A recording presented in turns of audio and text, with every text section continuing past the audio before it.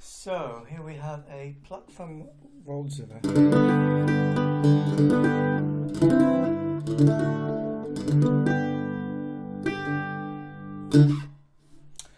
It's the second one I've had. It's identical to the first one, but no label inside. My guess is that because they started making these kind of late 20s, early 30s, this one might be a later one, maybe. Say if it's late 40s, early 50s, then that would be in the GDR period, and they wouldn't have been allowed to put a maker's label inside. But other than that, absolutely identical to the Pluckthum one that I had before. This one did have a picture on the front.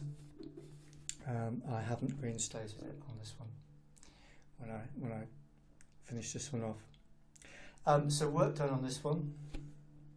As is usual on these instruments, they were finished with some kind of early synthetic finish, which ends up looking, well, absolutely terrible after 50, 60, 70 years, whatever it is.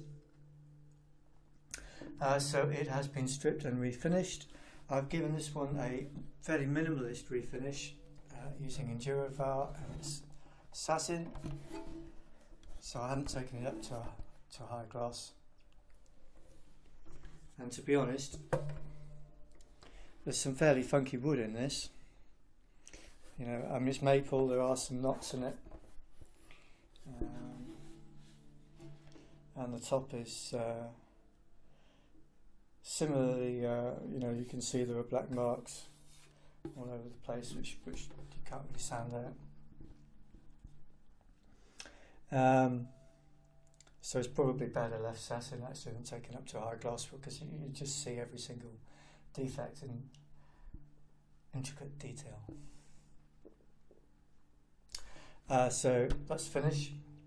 Structurally, it was all sound. There were no loose braces. There was a little bit of separation of the back from the sides, which has been glued up. Fretboard has been levelled off and refretted with EVO gold fret wire. Tuning mechanisms have been refurbished. These tuning pins, you turn these with a key, by the way, clock key. These were all bent out of shape, you know, they're all kind of sickle shaped. So those have been straightened out, lubed, they're all working now. Has a new bridge. And last but not least, the neck. Now, originally on these, they have what I can only describe as a square neck. They make a very small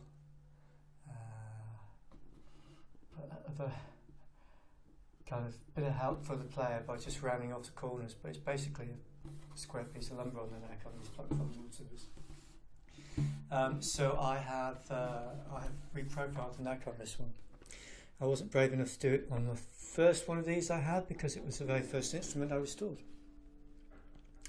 But I've learned a thing or two since then, and it is still a very deep neck, which is to say from the front of the fretboard to the back is a lot thicker than you would get on a modern instrument with a truss rod.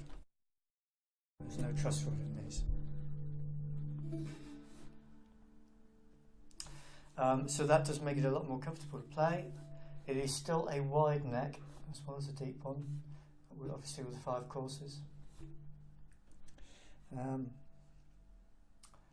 there we go. They do make nice instruments, these.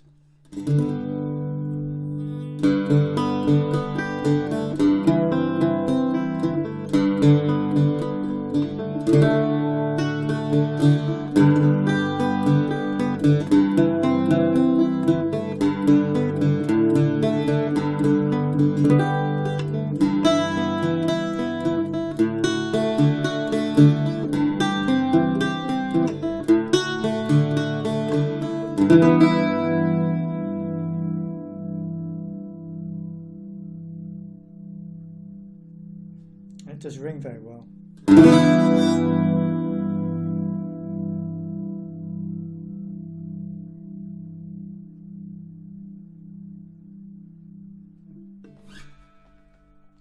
It's also just worth pointing out the bridge is fairly low, as you can see.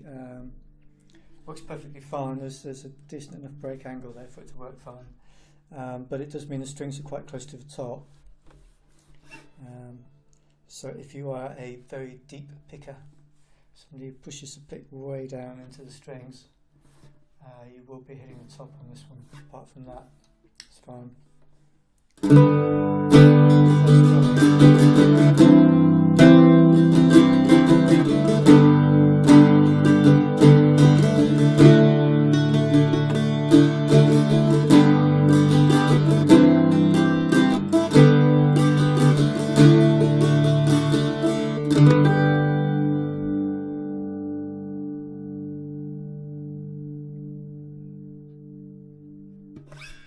And tuning on this one, I have it as an octave mandolin plus a bass string. So we have G, D, A, E,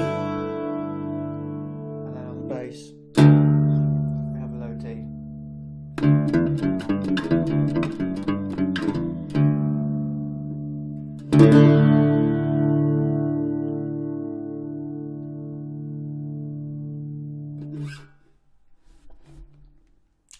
And that, I think, is about all I want to say about this one. Cheers, thanks for watching.